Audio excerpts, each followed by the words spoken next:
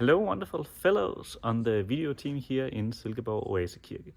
This is a video only about how to use the picture-in-picture on our Skarhøj controller. So let's get into it. I have it here.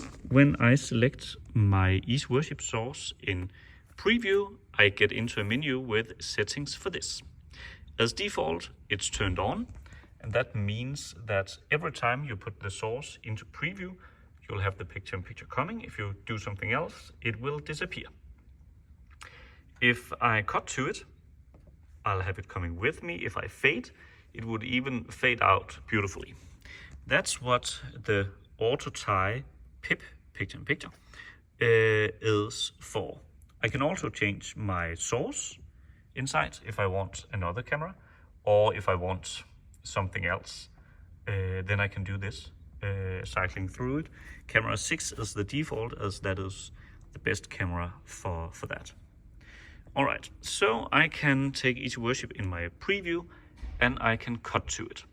If I want it without the picture-in-picture on, I can simply put Easyworship into preview.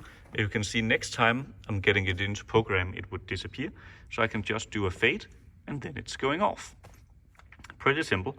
If I go to another camera, it would still be off. If I go back to Easyworship again, then I'll have it on. So in that way, I can, in the start of my service, have it like this without anything on. I can go to the band as they start playing. And when I am going back next time, I'll still have my picture-in-picture on. If I don't like this function at all, I can just turn it off, and then I won't have the picture-in-picture coming. So that is how simple it is to have it running automatically. So it is just keep it running, and if I don't want it on, I can turn it off, or I can just put Easyworship into preview program, and then I can take it off in that way. All right, a bit more advanced on the Easyworship is that when you have it in preview, I can put it into program and preview like now. Then you can see it's flashing here. And that's just to remind that what you have in the menu here is changing stuff live. Okay, so I have my position on X, U, and I have my size.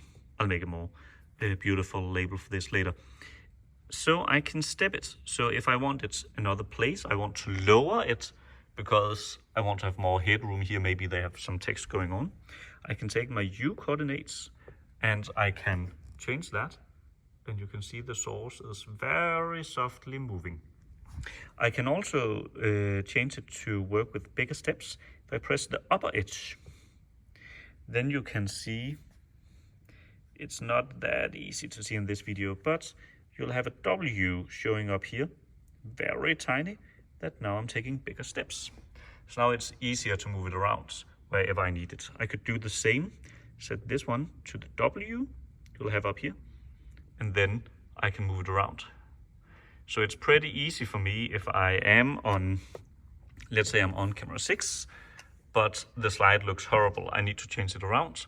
Well, that's pretty simple. I have this X, Y, and Z, so I can also set this to bigger steps, and then I can simply move it over here. Maybe I want to have it down a bit. I want to make it a bit bigger, like this. I like that. Raise it a bit more, like that. Cut to it. It's ready. So this is not a default thing we should do, but we can do if we want to. And if you want to get back to default, it is actually just to press this button.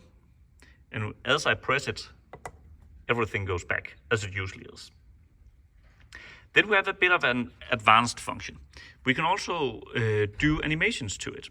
So I can click this one and it's running full screen. And I can cycle this one and say that I want to run number A, and then it's animating down again. So that's a functionality we can do. I can even, if I hold down Shift, I can set what is my A and B. I can fill in the default, and I can also run directly to A, B, and full as I'm doing on this. So this is a very advanced one, and of course it could be annoying if I'm running this to a full screen